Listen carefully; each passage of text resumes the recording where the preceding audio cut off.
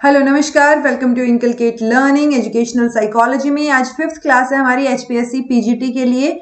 तो इसमें आज का टॉपिक रहेगा जी इमोशनल इंटेलिजेंस और उसकी क्या इंप्लीकेशंस हो सकती हैं टीचिंग एंड लर्निंग में। सो इंप्लीकेशन का मैं ऑलरेडी एक बार तो आपको ये डिटेल में बता चुकी हूँ कि जब भी हम इंप्लीकेशन की बात करते हैं दैट मीन्स हम इमोशनल इंटेलिजेंस के टॉपिक को या किसी भी टॉपिक को टीचिंग एंड लर्निंग में कैसे यूटिलाइज कर सकते हैं, कैसे वो हमारे लिए हेल्पफुल रहेगा। ठीक है, सो इसके बारे में डिटेल में डिस्कस करेंगे। दिस इज प्रेजेंटेड बाय मी रवीना। अगर वीडियोस इन्फॉर्मेटिव लग रही हैं तो इनकलकेट लर्निंग को लाइक शेयर सब्सक्राइब कर दीजिए। मैं देख रही हूँ कि एचपीएससी पीजीटी वाले जितने भी वीडियोस हैं आप लोग देख रहे हैं बट लाइक नहीं कर रहे हैं। आई डोंट नो क्या इशू है। ठीक है, तो लाइक भी कर दिया कीजिए अगर हेल्पफुल है तो जब भी हम कॉन्सेप्ट की बात करेंगे इमोशनल इंटेलिजेंस की तो सबसे पहली चीज हमें पता होनी चाहिए कि ये टर्म जो है इमोशनल इंटेलिजेंस किसने क्रिएट की है। तो इस टर्म की बात की जाएगी तो आप दो नाम याद रखेंगे, पीटर सैलोवे और जॉन मेयर। नाम पूछ लिया जाएगा अगर कुछ फैक्चुअल पोर्शन डालना होगा तो। सो इमोशनल इंटेलिजेंस का वर्ड जो है, ये जो टर्म है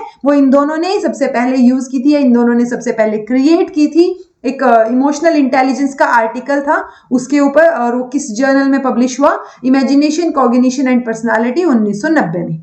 उसके बाद जो है वो किसने दिया, ये कॉन्सेप्ट किसने दिया, डेनियल गोलमैन ने इस कॉन्सेप्ट को थोड़ा सा प्रोपाउंड किया। तो जब भी आपको पूछा जाए ये टर्म किसने दी तो आप पीटर और जॉन का नाम याद रखेंगे, और जब कॉन्सेप्ट से रिलेटेड चीजें पूछी जाएं तब आप डेनियल गोलमैन का नाम याद रखेंगे। वो एक American psychologist. In his book working with emotional intelligence, so इसके ऊपर जब इन्होंने किताब लिखी उस टाइम पे इन्होंने ये कॉन्सेप्ट जो है वो दिया।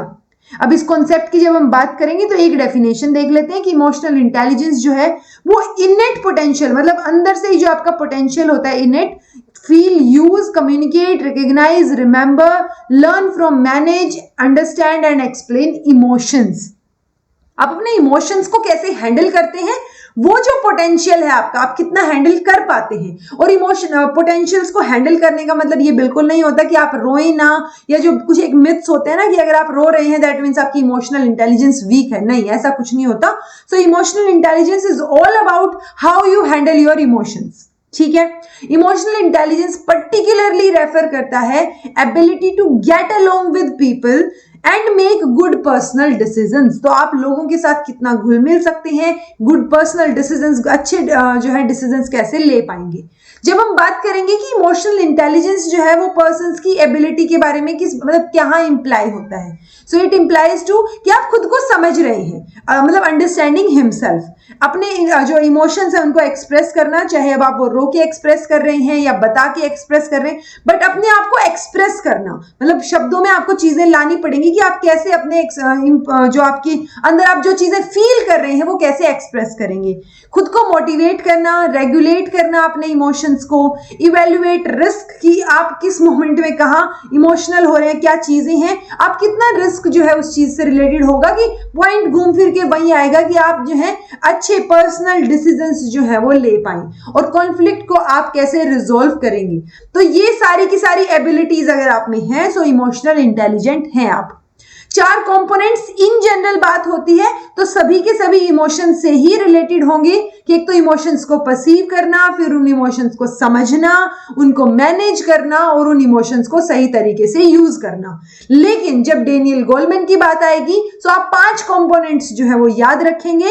सेल्फ अवेयरनेस, ये वर्ड याद रखिएगा क्योंकि यहां पे भी हमने बोला ना कि परसीव इमोशंस, उनको समझना, मैनेज करना, यूज करना, मतलब घूम फिर के यहां भी वही दिखेगा, बट ये वर्ड्स जो है इन्होंने स्पेसिफिकली बोले हैं कि सेल्फ अवेयरनेस यानी खुद के बारे में आपको पता हो, सेल्फ रेगुलेशन या आप खुद को रेगुलेट कर पाए इमोशंस को, स्पेसिफिकली खुद को मोटिवेट करना, इंटरनल मोटिवेशन, एम्पैथी की क्वालिटी आपके अंदर होनी चाहिए कि आप किसी और की जो चीजें हैं उनको एम्पैथाइज कर पाए, ना कि किसी और के प्रति सिंपैथी दिखाएं, एंड सोशल स्किल्स आप में होनी चाहिए। सो ये जो 5 कंपोनेंट्स हैं ये इमोशनल इंटेलिजेंस के कंपोनेंट्स हैं अकॉर्डिंग टू डेनियल गोलमैन। सो आपको 4 चीजें अभी तक क्या याद रखनी है। सबसे पहली तो कि ये टर्म किसने दी थी, पीटर और जॉन का नाम याद रखेंगे। उसके बाद इसका मतलब क्या है, इमोशन से रिलेटेड है, कॉन्सेप्ट किसने दिया, डेनियल गोलमैन ने दिया। इमोशन से रिलेटेड है तो कंपोनेंट्स, इमोशंस को मैनेज करना, समझना, परसीव करना और उनको यूज करना। लेकिन जब डेनियल गोलमैन के कंपोनेंट्स की बात करेंगे तो ये 5 कंपोनेंट्स को आप याद रखेंगे। ठीक है, ये जिस्ट हुआ। अब कई बार होता है कि हम किसी चीज को इमोशनल इंटेलिजेंस मान लेते हैं, किसी को नहीं मानते। तो ये जानना जरूरी है कि इमोशनल इंटेलिजेंस क्या है और क्या नहीं है। सो जो क्या है वाली, कि आप अपने आप के बारे में, मतलब वन सेल्फ के बारे में आप अवेयर हो, ठीक है, आप अपने इमोशंस को मैनेज करने के लायक हो, एबल हो। बीइंग सोशली अवेयर, सोशली भी अवेयर हो। Ability to manage interpersonal relationships by using emotions. तो इमोशंस को यूज करके कैसे आप जो है दूसरे लोगों के साथ इंटरपर्सनल रिलेशनशिप्स जो है उनको मेंटेन करते हैं, मैनेज करते हैं। और एक फील्ड ऑफ साइंटिफिक स्टडी है ये, ठीक है। ये तो वो है जो इमोशनल इंटेलिजेंस है। अब क्या नहीं है, मतलब इमोशंस को इग्नोर कर देना, सप्रेस कर देना, ये बोल के कि हाँ मैं इमोशंस को मैनेज कर रही हूं या मैनेज कर रहा हूं, वो इमोशनल इंटेलिजेंस नहीं है। इमोशंस को डोमिनेट होने देना, मतलब allowing emotions to dominate thinking and decision making. So आपके इमोशंस हावी नहीं होने चाहिए। इसीलिए बहुत बार बोला जाता है कि जब आप बहुत इमोशनल हो और जब आप बहुत जो है अग्रेशन में हो, गुस्से में हो, एंगर हो, उस टाइम पे आपको कोई भी डिसीजन नहीं लेना चाहिए। ओके, सो अगर आप इमोशंस को डोमिनेट होने दे रहे हैं कि बस सारे डिसीजंस इमोशनल होके ले रहे हैं, वो इमोशनल इंटेलिजेंस नहीं है। आपको इमोशंस को और इंटेलिजेंस को दोनों को मेंटेन करके रखना पड़ेगा। ओके, सो थिंकिंग पे या डिसीजन मेकिंग पे हावी नहीं होने देना है। ये परमानेंट ट्रेट नहीं है बिल्कुल भी, and indicator of cognitive and academic intelligence नहीं जी। ये मतलब आप इमोशनली कितने, इमोशनल इंटेलिजेंस कितनी है आपकी, उसका मतलब ये नहीं है कि अगर आप इमोशनली अच्छे इंटेलिजेंट है तो आपकी कॉग्निटिव एबिलिटीज भी ज्यादा होंगी, ऐसा नहीं है। पर्सन्स एप्टीट्यूड और इंटरेस्ट, इंटेलिजेंस, इमोशनल इंटेलिजेंस का एप्टीट्यूड और इंटरेस्ट से लेना देना नहीं है। अवॉइडेंस ऑफ कॉन्फ्लिक्ट, कि कॉन्फ्लिक्ट अवॉइड करने के लिए आप बातचीत ही ना करें, इमोशंस को सप्रेस कर दें, वो भी इमोशनल इंटेलिजेंस नहीं है। और ये डेफिनेटली प्रिडिक्टर नहीं है सक्सेस का। मतलब आप इमोशनल इंटेलिजेंट अच्छे हैं, इमोशनल इंटेलिजेंट हैं आप, सो दैट डजंट मीन कि आप सक्सेसफुल रहेंगे किसी पर्टिकुलर चीज में। ओके, सो प्रिडिक्ट नहीं कर सकते आप इमोशनल इंटेलिजेंस के बेसिस पे सक्सेस को। सो ये कुछ चीजें थी कि क्या इमोशनल इंटेलिजेंस है और क्या नहीं है। अब कुछ एक कैरेक्टरिस्टिक होंगी जिनका हाई इमोशनल कोशेंट हो या हाई इमोशनल इंटेलिजेंट जो बच्चे हैं उनकी कैरेक्टरिस्टिक, एक तो वो आपको हैप्पी नजर आएंगे, खुश होंगे वो सिचुएशन से, कॉन्फिडेंट होंगे वो अपने डिसीजंस को लेके, चीजों को लेके, अच्छे लिसनर्स होंगे क्योंकि जब आप अच्छे से सुनेंगे तभी आप अच्छे से सोच के कुछ बोल पाएंगे। सेल्फ एस्टीम उनमें देखने को मिलेगी आपको। ऑप्टिमिस्टिक होंगे, आशावादी होंगे, ऐसे नेगेटिव सोच वाले नहीं होंगे कि हर चीज पे ये सोचे कि हाय अब क्या होगा। सो वो पैनिक नहीं होगा, एक ऑप्टिमिज्म होगा, आशा की किरण जो होती है ना, होप हर चीज में, वो दिखेगी। कुछ एक बिहेवियरल प्रॉब्लम्स तो डेफिनेटली हो सकती हैं अगर आप इमोशनल इंटेलिजेंट बहुत ज्यादा हैं और इमोशंस को हैंडल कर पाएंगे वो अच्छे से, ठीक है। तो ये चीजें आपको एक कैरेक्टरिस्टिक जो है बच्चे में देखने को मिलेंगी।